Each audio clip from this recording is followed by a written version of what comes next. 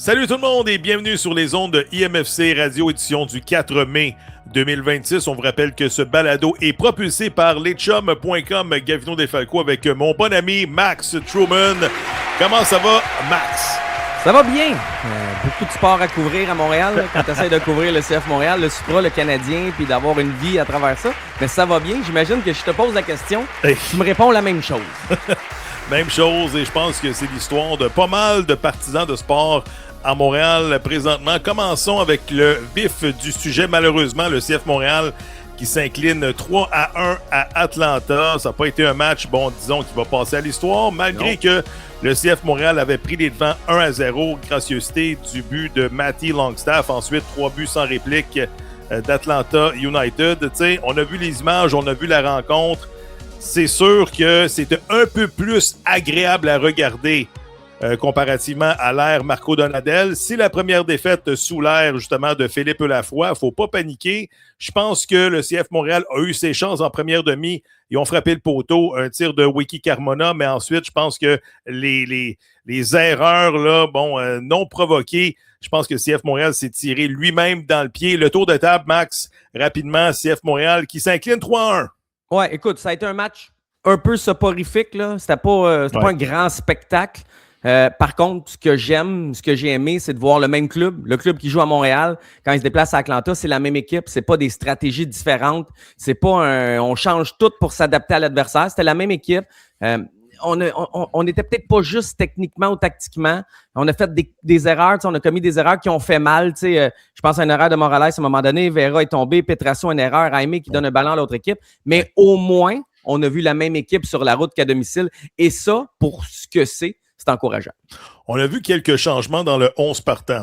J'avais posé la question la semaine dernière à Philippe Lafoy s'il était un coach, disons, qui aimait la continuité et tout ça, qui était superstitieux. Il a dit non, je pense que je vais avec, je regarde ce qui se passe à l'entraînement et avec, la qualité des joueurs et tout ça. On a vu Stride qui a cédé sa place pour Carmona et dans la charnière centrale, je ne sais pas si Jalen Neal était blessé. Il avait quand même bien fait dans les 2 derniers matchs, mais on y a préféré Efrain Morales qui jouait contre son ancienne équipe. Peut-être qu'il y avait un facteur motivation là-dedans.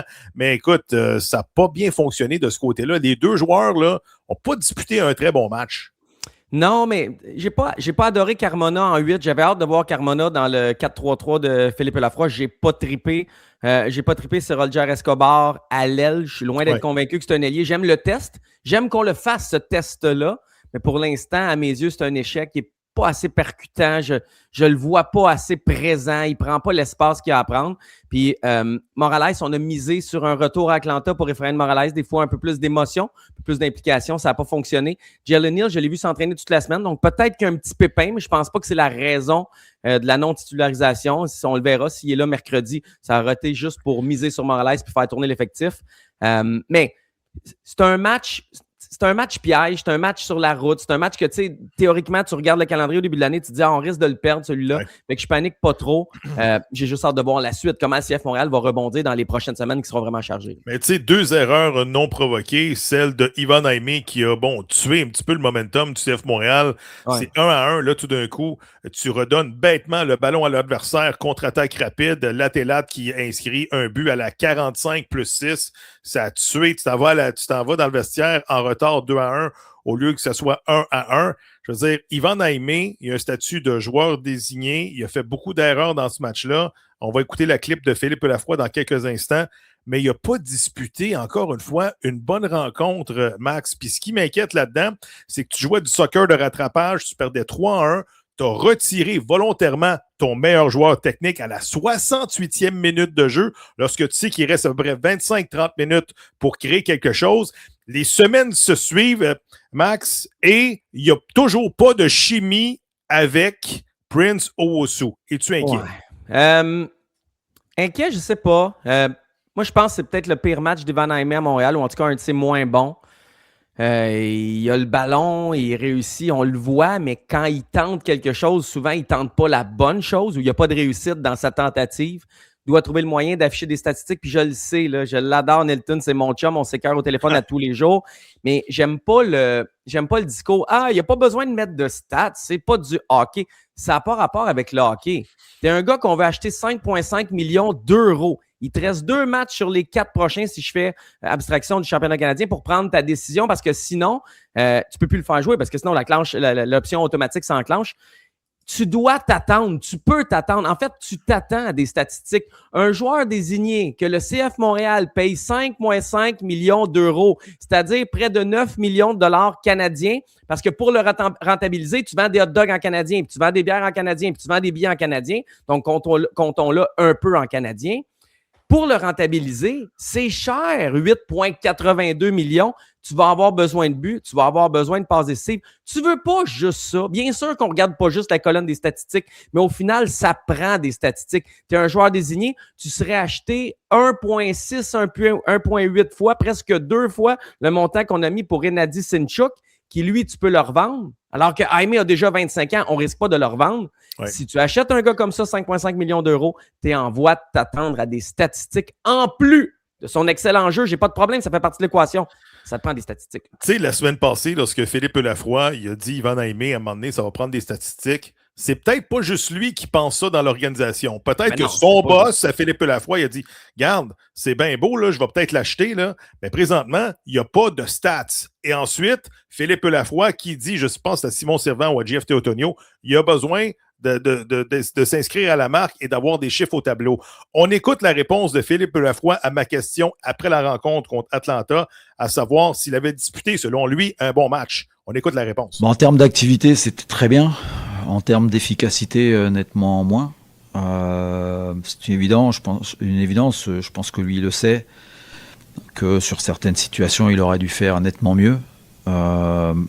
Après, il y a beaucoup de situations intéressantes pour nous qui sont venus de ses pieds, qui sont venus de son action, qui sont venus de ses appels de balles. Donc, bien sûr, on aimerait qu'il soit beaucoup plus efficace et qu'il fasse la différence plus souvent, ce qui n'a pas été le cas aujourd'hui. Il a manqué de réussite, il a fait quelques mauvais choix. Mais au bout du compte, il a quand même été très actif, au moins sur la première demi. Maintenant, voilà, il sait qu'il doit améliorer son influence sur le jeu, parce qu'à l'heure actuelle, il a une influence dans les 30 mètres ou 25 mètres avant d'arriver dans la zone payante pour marquer des buts. Et après, il faut qu'il arrive à fructifier la différence qu'il fait un petit peu avant d'arriver dans les 20 derniers mètres. À l'heure actuelle, il fait la différence avant d'y rentrer, mais quand il y rentre, ça manque d'efficacité, que ce soit en passe décisive ou en frappe au but. Donc, il le sait, c'est pas nouveau, mais encore une fois, ce qu'on a aimé, c'est beaucoup d'activité de son côté pour essayer de faire la différence. Tu sais, pour résumer rapidement, Yvan Jaime, il est bon du rond central à la boîte. Ensuite, il n'est pas capable de finir de la boîte au filet. C'est à peu près ça qu'il est en train de nous dire Philippe Lafroy. Et j'ai fait une comparaison, je pense que beaucoup de monde ont apprécié. Une comparaison hockey. Non, pas hockey. Il me fait penser à Boyan. Ouais. C'est-à-dire, il est bon dans tout, mais il est excellent dans rien. Tu sais, je suis un petit peu sévère, là, mais c'est un peu ça, sévère. Présentement, le profil. Mais... Est-ce que ça vaut 9 millions? Tu me poses la question aujourd'hui. La réponse est non. Non, puis, tu sais, Philippe Lafroy dit quand même que Jaime est capable de la faire. Tu sais, il est capable, il croit en Jaime, mais qu'il ne la fait pas pour l'instant. Le problème, c'est qu'il reste 2 matchs pour la faire, ou d'autres avec 30, 35, 25 minutes, parce qu'il ne pourra pas jouer 45 minutes pour ne pas enclencher l'option.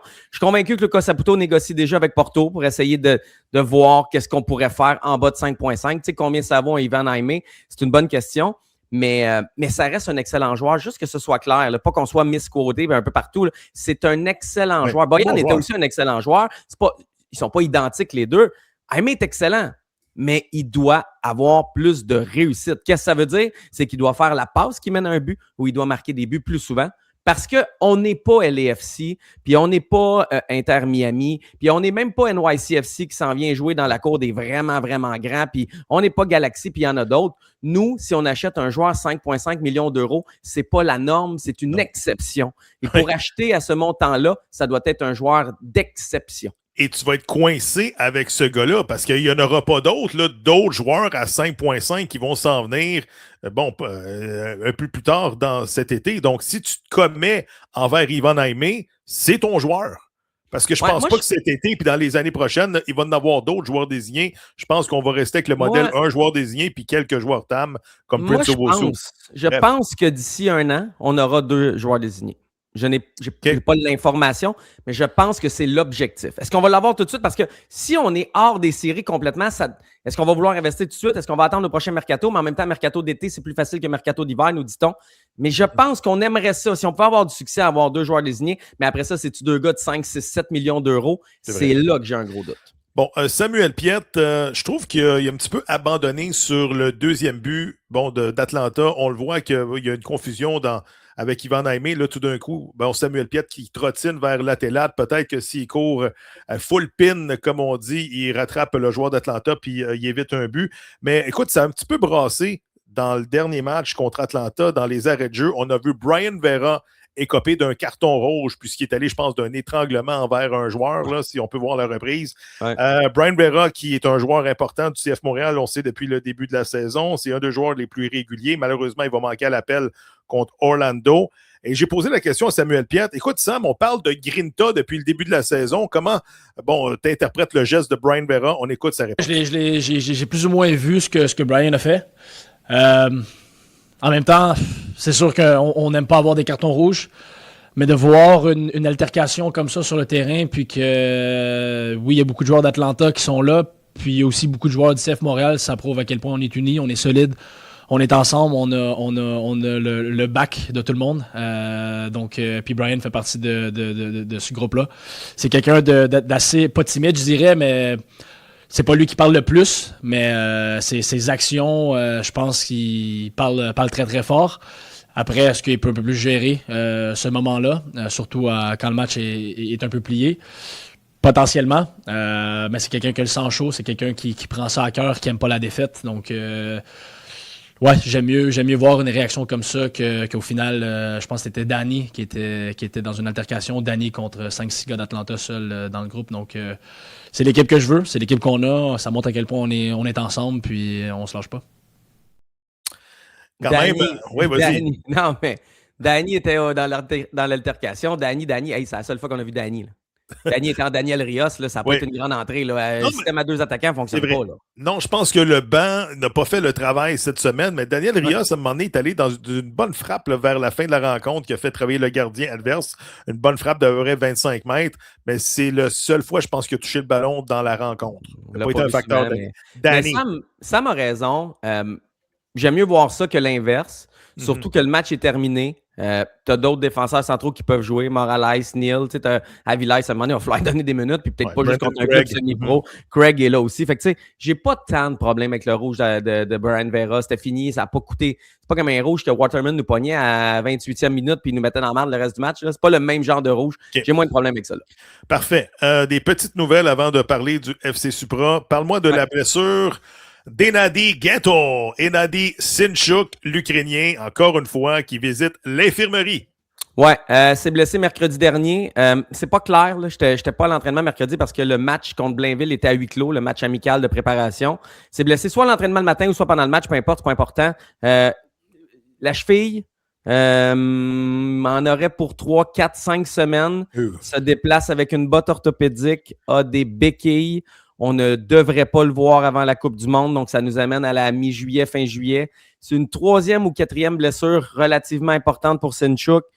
Il est abonné à faire des IRM et des imageries par résonance magnétique. Ça commence à m'inquiéter un petit peu, je me permets de le dire. Il y en a qui vont encore mal prendre ça, puis etc. Mais moi, ça m'inquiète quand on investit autant sur un jeune, que le jeune est fait grand, il est fait costaud. Tu sais, je veux dire, il y a un physique qui devrait lui permettre de ne pas se blesser autant. Alors, ça commence à m'inquiéter un peu. J'ai pas encore le Lassie, Lapalainen, Python dans le profond. Là, mais au moins, il y a des doublures intéressantes du côté du CF Montréal. Puis, tu sais, on parle de doublures. Il y a un gars qui est complètement effacé depuis un mois, depuis que Philippe Lafroy a pris les commandes de l'équipe. DDT, Thoralson. Il est rendu où, ce gars-là? Il joue plus. Je pense qu'on va le voir mercredi. Je pense qu'on devrait le voir contre Woodbridge. C'est pas Woodbridge, c'est...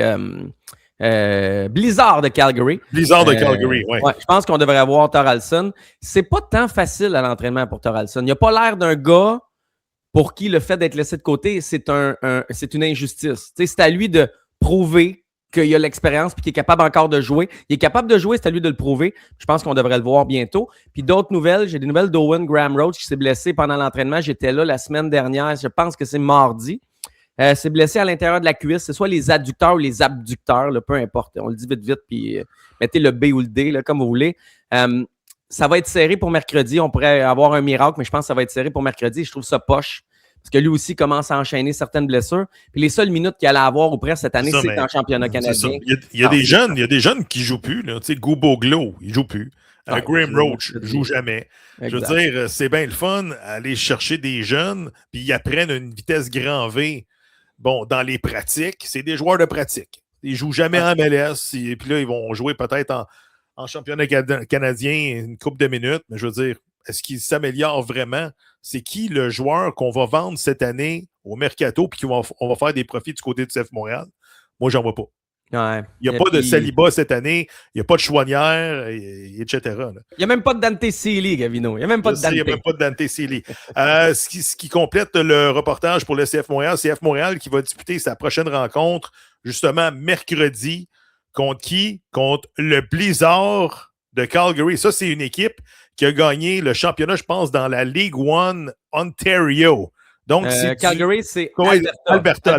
Exact. Je me mélange avec le Supra. Ouais. Donc, League One Alberta, c'est-à-dire, ça ne sera pas du gros calibre mercredi soir. Là. C'est une équipe semi-pro contre une équipe de la MLS. Je sais que le CF Montréal a perdu contre des équipes là, de la CPL dans les dernières années. Mais là, on parle d'une coche, encore une fois, en bas. C'est pour ça qu'on s'est préparé contre Blainville la semaine dernière pour voir comment ça joue une équipe semi-pro. Le Blizzard de Calgary commence sa saison. Je pense qu'on a un match de jouer ou 0. C'est une équipe qu'on ne peut même pas voir la liste des joueurs nulle part. On va sur le site de Alberta Premier League et on ne les trouve pas. Ça va être un match bizarre. On est en même temps que le Canadien, mercredi soir. Mais pour eux autres, pour ces joueurs-là, c'est une Coupe Stanley. Là. C'est 100%, mais ils s'en vont travailler, puis là, le lendemain, ils prennent l'avion, ils s'en viennent à Montréal dans un environnement professionnel. Moi, je suis sûr qu'il n'y aura peut-être même pas 5000 personnes pour assister à cette rencontre-là. Je pense qu'il n'y aura pas 5000. Parce je pense pas qu'il va y avoir 5000. Écoute, le Canadien, c'est énorme. Il y a quand même une foule qui se déplace au Supra. J'imagine qu'il y en a qui vont se déplacer à Montréal, mais pour un match contre du semi-pro, un mercredi, je ne sais pas ce qu'ils annoncent. Ils annonçaient de la pluie, mais là, je ne sais pas s'ils en annoncent encore. En tout cas, les données ne sont pas du CF Montréal. Je vais sûrement être là quand même avec le match sur mon téléphone, mais si jamais vous ne m'y voyez pas, vous me pardonnerez. Est-ce que tu penses que CF Montréal serait tenté de présenter le match au Jumbotron ou ça se fait pas? Ça se fait pas. Non? Ça se fait pas. Je pense que ça se fait pas par respect pour le produit que tu offres. Non, je pense pas. OK. Bon, on va passer du CF Montréal au FC Supra. Malheureusement, le Supra qui s'est incliné 1-0 contre une autre équipe de Calgary, le Cavalerie de Calgary. Un but est survenu à la 88e minute. Warchowski qui a marqué sur penalty. Je crois que c'était une faute de Mathis Chrétien dans justement dans la surface de réparation. Malheureusement, maintenant, le Supra a une fiche de 2 victoires, 2 défaites. Ça n'a pas été un grand spectacle, mais as-tu vu les armoires à glace contre qui le Supra jouait? C'était tous des gars 6 pieds, 200 livres, en shape. Il y avait de l'air des joueurs de rugby contre les petits joueurs du FC Supra. Ouais, mais c'était pas le même style de soccer. C'est du soccer de l'Alberta, puis beaucoup de respect pour ça. Puis les gars étaient très organisés. C'est l'équipe la plus organisée que le Supra a affrontée depuis le début de son parcours. Là. C'était un vrai bloc. C'était de la vraie tactique défensive organisée. Donc, ça a créé des problèmes. Quand il y avait des duels, ils s'en prenaient souvent à des plus gros qu'eux parce que le Supra, c'est des plus petits joueurs. Mais en même temps, au niveau technique, le Supra était supérieur. Là. On a vu des gestes techniques individuels. Oui. Il y en a eu énormément qui étaient de grande qualité. On a vu des combinaisons qui étaient pas pires. C'était pas un énorme spectacle, mais vers la fin, on voyait que le Supra était meilleur balle au pied. Oui. Le Cavalry a de l'expérience, était costaud. Donc, comment ce match-là s'est dessiné, on était plus dans l'analyse, dans la tactique, etc. Ça a été quand même compliqué pour le Supra. Mais, tu sais, le péno, la faute qui a mené au péno de Calgary est à peu près aussi soft ou aussi hard ou aussi discutable que la faute qui aurait dû mener à un péno du Supra. Puis d'un côté, c'est le challenge qui renverse un péno qui n'était pas donné. Puis l'autre côté, c'est un challenge qui renverse un péno qui était donné. Bref, une fin de match complètement chaotique. Même Nick Razaghi. Oui, puis même Nick Razaghi qui challenge un challenge. Je veux dire, c'était une fin de match incroyable. Mais avant de passer aux échos de vestiaire, tu sais, il y a quand même 2 joueurs qui manquaient à l'appel du côté du Supra. Sissoko au milieu de terrain qui faisait un excellent travail depuis le début de la saison et Loïc Kouemi qui a manqué un 2e match de suite. Loïc Kouemi, là, vous savez, c'est l'attaquant de 29 ans qui fait soulever tout le monde de son siège. Il y a beaucoup, beaucoup de gestes techniques dans son sac. Malheureusement, il n'était pas là. Puis on voit qu'il y a un manque de profondeur du côté du FC Supra. Lorsque le 11, type, n'est plus là, tu n'as pas un banc là, de 12, 13, 14, 15e joueur qui peut venir tout de suite aider et colmater les brèches. Malgré que tu as perdu 1-0 contre Calgary. Tu sais, je le répète, le FC Supra, c'est une équipe d'expansion. Dans les 4 matchs, tu as très bien paru. Tu as perdu, je pense, 1-0 contre les champions en titre, je pense, Atletico. Tu as perdu 1-0 contre Calgary. Tu n'as rien à envier quand même à ces clubs-là, mais tu es toujours à 1 ou 2 ou 3 joueurs près, là, rapide, là, de faire la différence. Mais là, Kouemi, ça fait mal lorsqu'il n'est pas là. Ouais, ça fait mal. Puis, tu sais, j'ai demandé des informations. On m'a dit que c'était vraiment au jour le jour. Aurait pu, à un moment donné, on pensait qu'elle allait pouvoir jouer ce match-là. Là, finalement, on délaye ça d'une semaine. C'est souvent le cas avec des blessures tendons d'Achille / mollet, là, tu sais, derrière un peu le lien entre tous ces muscles-là. Je serais pas surpris qu'on le voit cette semaine. On n'est pas inquiet chez le FC Supra. Donc, tu sais, Kouemi devrait revenir. Sissoko, quelqu'un m'a dit blessure ultra mineure. Quelqu'un m'a dit gastro. Va savoir la version, mais lui aussi devrait être de retour. Ça va bien tomber parce que je pense que c'est Biello qui a pris un rouge à la fin. Donc, Sissoko va pouvoir jouer en 6 parce que des fois, Sissoko et Biello ensemble se complètent pas si bien que ça dans le système de Nick Razagui. Donc, tu sais, c'est des bonnes nouvelles. Les gars devraient être de retour bientôt. L'autre qu'on a oublié complètement, c'est Oussama Bouganmi, qui est le vétéran, qui peut jouer en 6, qui peut calmer ces jeunes-là. Lui, c'est beaucoup plus flou. Là. Quand tu demandes des questions sur sa blessure, on dirait que tu as demandé s'il y avait de la vie après la mort. Là. Tout le monde a sa propre version. Fait que c'est un peu plus flou avec Bouganmi. Je ne sais pas si on va le voir. En même temps, 35 ans, je pense. Un certain âge, certaine expérience. On verra pour lui. Là. Mais Biello, je pense son carton rouge, là, c'est pour s'être pogné avec l'arbitre, j'imagine, parce que j'ai pas vu d'action dangereuse dans son cas. La fin, là, du terrain. Puis j'ai pas regardé les highlights. Là, au moins, la bonne nouvelle là-dedans, à un moment donné, en deuxième demi, tu as eu une collision entre les 2 défenseurs centraux, Chrétien et Kishon Ferdinand. Les 2 étaient au sol, puis on s'est gratté la tête, on s'est tenu à genre, ça se peut pas. Le prochain, c'était Eliakim. J'ai coaché contre lui au futsal, c'était en 2008. Là. C'est un kid, il a 17-18 ans, c'était lui le prochain en ligne parce qu'Ismaël Yeo est blessé, puis les autres sont pas venus, etc. Fait qu'il y a tabarouette que le depth chart à la défense, il est pas gros. Avant de parler du prochain match du FC Supra, on va tout de suite écouter la réaction de Ziadine Abzi qui, justement, répond à ta question par rapport. Y avait-tu pénalty et la fin de match chaotique? On écoute. On voulait pousser pour avoir la victoire à la maison. Après, on encaisse. Pour moi, c'est un pénalty très soft, comme on dit. Je pense que s'il donnait ce pénalty, il devait donner le même pour nous. De l'autre côté, c'est la même chose pour moi. Mais bon, on a essayé de pousser pareil, puis voilà. On a essayé de chercher la victoire, c'est tout. Quand même frustré, Ziadine Abzi, mais les 3 meilleurs joueurs, je pense, que du Supra hier, Sean Rea, très très bon, David Chouanière en deuxième demi, et tu vois qu'il y a de l'expérience, puis il a fait la différence, et Abzi, là, balle au pied, il est excellent. Malheureusement, la surface de jeu à Bas-Réal, écoute, j'en ai parlé à plusieurs intervenants, à gauche, à droite, c'est difficile de jouer sur ce terrain-là. On aurait dit que les gars jouaient au ballon chasseur hier. Parce que ça rebondit tellement, là, puis c'est je pense que c'est un tapis qui a environ 15 ans maintenant. Il serait dû pour être changé, en tout cas. Ouais, puis en plus, les Roses jouent tous leurs matchs à domicile-là. Le FC Supra joue la majorité de ces matchs à domicile-là. C'est le rendez-vous de toutes les finales de Coupe Québec, je veux dire, toutes les PIP. Il y a beaucoup de programmes de soccer québécois qui se jouent sur ce terrain-là. Donc oui, ce serait intéressant de le changer. Il y a d'ailleurs une surface qu'on essaye de vendre au Stade olympique, là, soit dit en passant. Je ne sais pas si on pourrait miser là-dessus puis l'amener là-bas. Je ne sais pas si ça se fait. Mais oui, la qualité du terrain joue un rôle là-dessus. Pour revenir au commentaire d'Abdi, il a raison.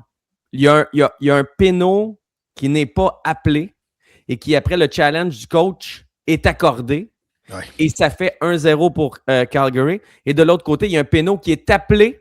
Et après le challenge du coach, tu l'enlèves et ça reste 1-0. Il y a un angle de vue sur le péno qui avait appelé puis qui ont enlevé finalement au Supra. C'est Panenka sur leur Instagram. Allez voir, il était avec les supporters derrière le filet. On voit qu'il pousse clairement le joueur qui rentre dans la boîte. Je pense que c'était Ocho, Omar El Kalkouli. Mais J'ai écoute, de la misère avec ça, Gavino, j'ai de la je suis pas misère. sûr. Je suis pas sûr que j'aime ça, ce règlement-là, challenge par-dessus challenge. Je trouve que ça ralentit le match. Puis on a vu 15 minutes ajoutées dans le match du Supra hier soir. Ouais. Par contre, il y avait de la belle visite. Ouais. Chez le Supra, le FC Supra du Québec, la légende Yaya Touré est venu faire un tour hier à Laval. Je ne sais pas s'il est allé visiter le Carrefour Laval en même temps. On regarde la petite vidéo préparée par nos amis du FC Supra.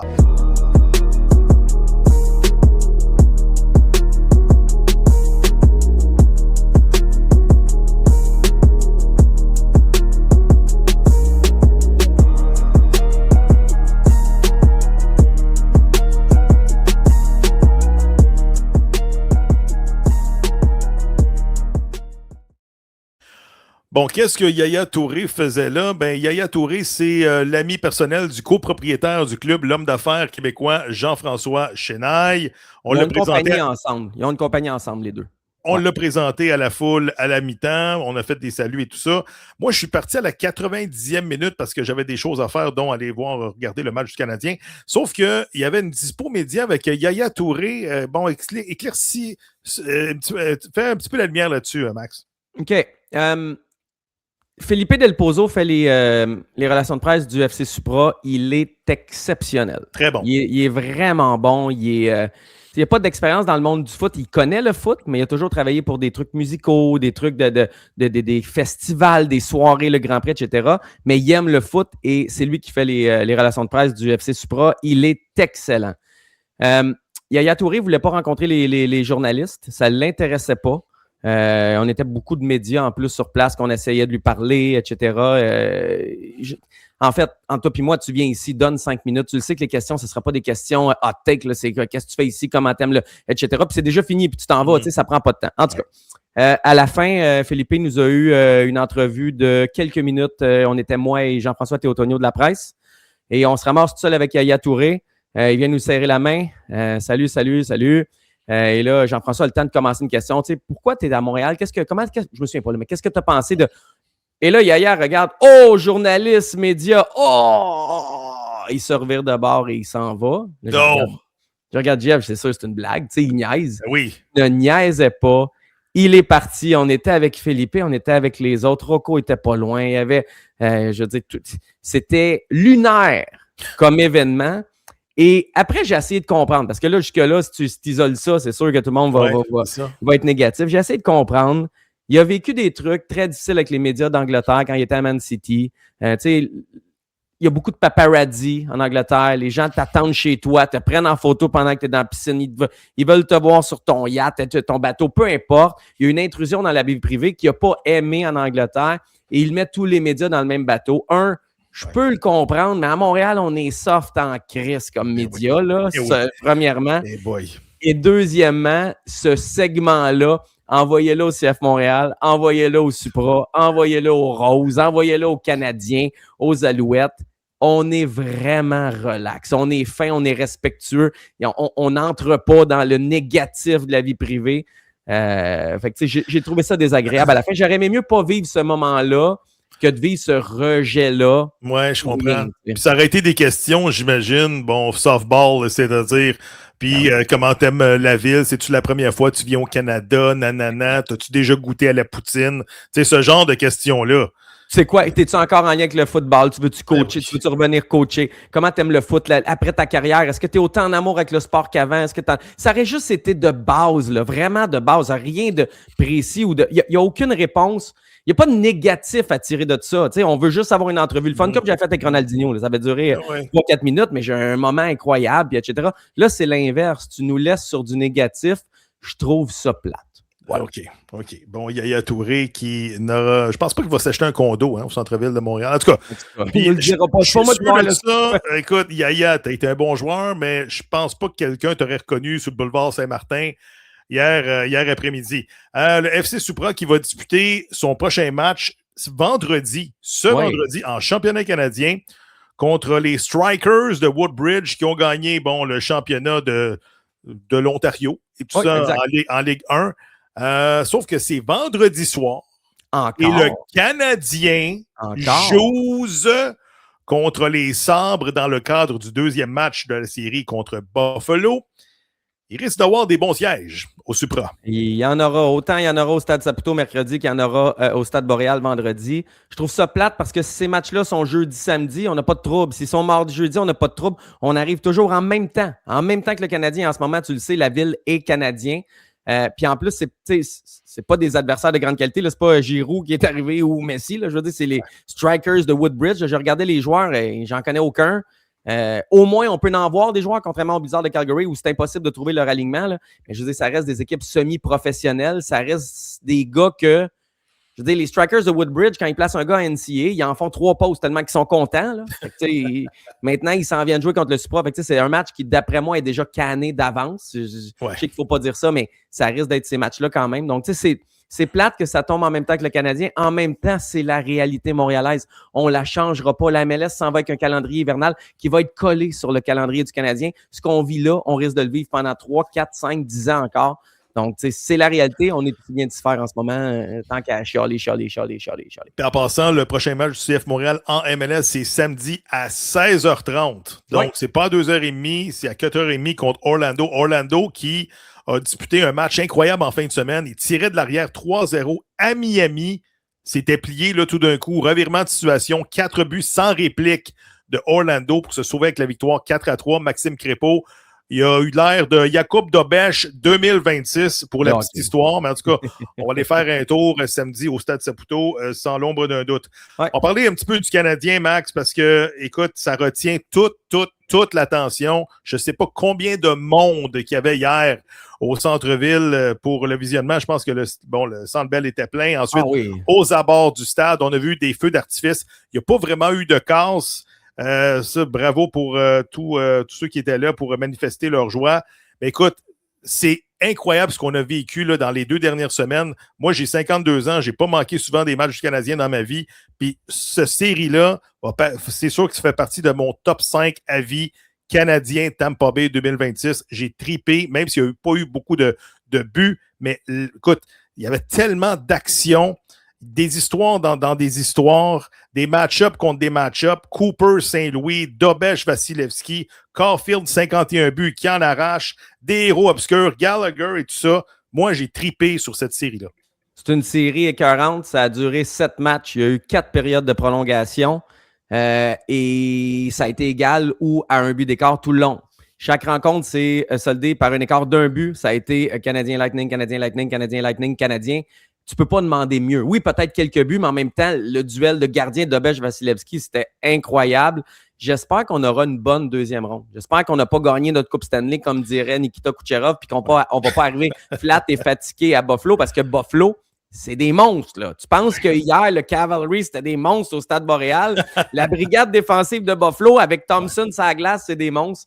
Fait que ça va être intéressant. Attends, Max, tu as battu le meilleur goaler sur la planète hier. Vasilevski. Oui. Oh oui. Ça va être plus facile de marquer des buts contre, je pense, Alex Lyon contre les Sabres de Buffalo. C'est sûr que pour moi, je vois ce match-up-là, le Canadien avec tout le firepower qu'ils ont en avant, les Demidov, Slavkovski, Caulfield, ils devraient avoir plus de temps et d'espace dans la série contre Buffalo. Il fallait que tu battes Tampa Bay pour aller jusqu'au bout. Pour moi, là, écoute, je ne veux pas vendre la peau de l'ours avant de l'avoir tué. Là. Imagine-toi, 3e ronde, le Canadien est encore actif. Tu as le Grand Prix du Canada en même temps. Ouais. Ça va être le bordel parce que c'est dans le coin du 24-25 mai. Il risque d'avoir des matchs du Canadien et le Grand Prix en même temps.